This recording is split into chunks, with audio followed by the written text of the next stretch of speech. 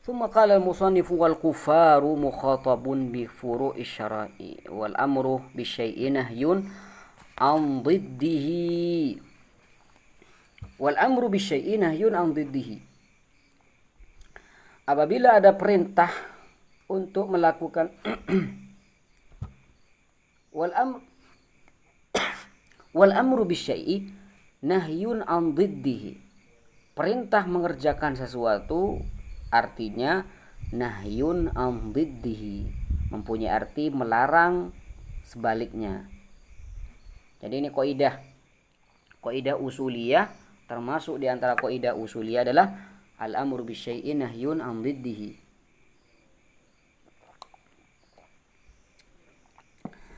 Perintah mengerjakan sesuatu berarti adalah melarang mengerjakan kebalikannya. Jadi misalkan diperintah untuk sholat berarti melarang untuk tidak sholat, ya. Perintah untuk bayar zakat berarti larangan untuk tidak bayar zakat. Perintah untuk berdiri berarti larangan untuk duduk. Al-amru bisyai'i nahyun an dhiddihi. Perintah agar melakukan satu perkara, suatu pekerjaan, maka itu melarang kebalikannya. Kebalikan dari perkara yang diperintah. Juga wan nahyu 'ani syai'i amrun bididdihi. Ya, larangan mengerjakan sesuatu berarti perintah untuk melakukan kebalikannya. Jadi berarti larangan untuk tidak zina, ya, larangan untuk zina, ya, larangan untuk melakukan zina berarti perintah untuk tidak melakukan zina.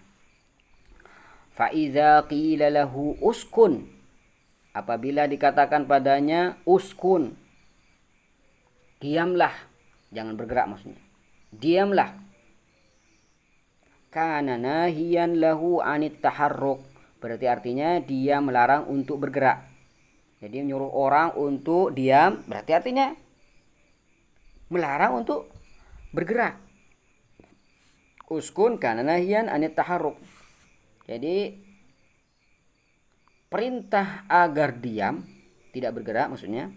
Perintah untuk diam artinya larangan untuk bergerak. Aula tataharrak kana amran lahu bisukun. Atau larangan agar tidak bergerak, jangan bergerak. Berarti itu perintah untuk diam. Ya, ini gampang banget ya.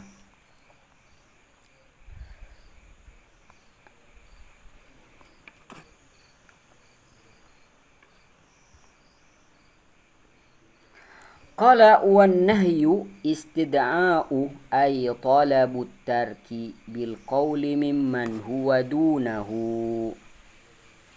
Ini kaidah kulli ya, jadi semua ya. Kaidah kulli atau aghlabi?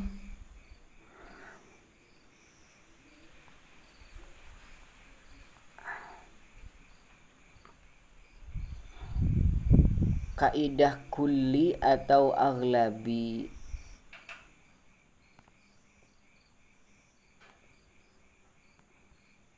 Apakah ada yang keluar?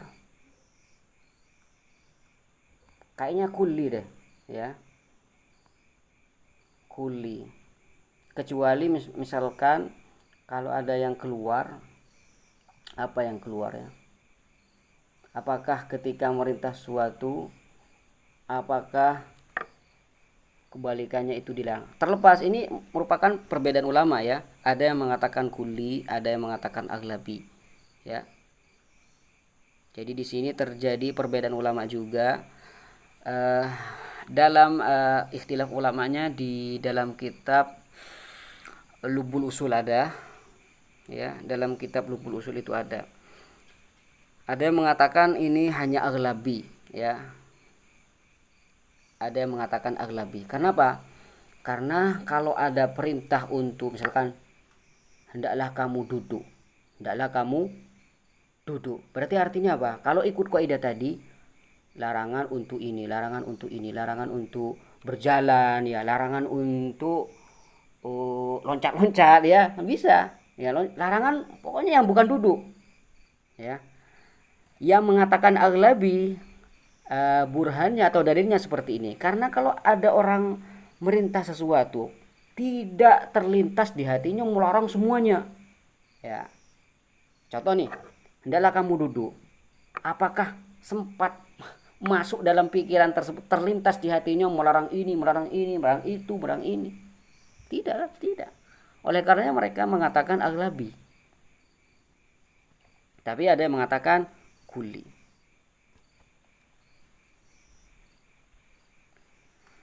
Maksud saya jika amar menunjukkan kepada ibahah seperti isyrobu dan kulu perintah. Nah, itu saya sudah jelaskan tadi ya di awal-awal live. Perintah itu berfaidah, pada hakikatnya berfaidah wajib. Tapi kalau berfaidah tidak wajib seperti kulu washrobu, berarti itu diambil dari kaidah lain, diambil dari dalil ya. Ada dalil yang menerangkan bahwasanya tidak wajib, seperti ketika perintah terletak setelah larangan. Ada perintah terletak setelah larangan. Hurima alaikum saydul barri ma dumtum huruma, diharamkan bagi kalian untuk berburu ketika kalian dalam keadaan ihram.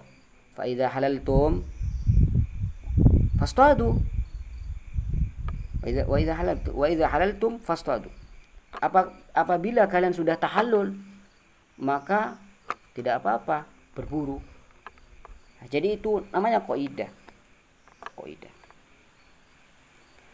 Al-amru ba'da an-nahyi yadullu 'alal ibahah. Al-amru ba'da an-nahyi yadullu 'alal ibahah. Itu juga dalil ya. Jadi ada dalil-dalil yang memalingkan perintah dari makna perintah ke makna yang mubah, irsyad dan semacamnya. Itu diambil dari dalil-dalil yang lain. Itu sudah saya bahas di pertemuan yang sebelumnya. Ya, yang tadi ya, tapi di awal-awal. Qala wan nahyu istida'u ay talabu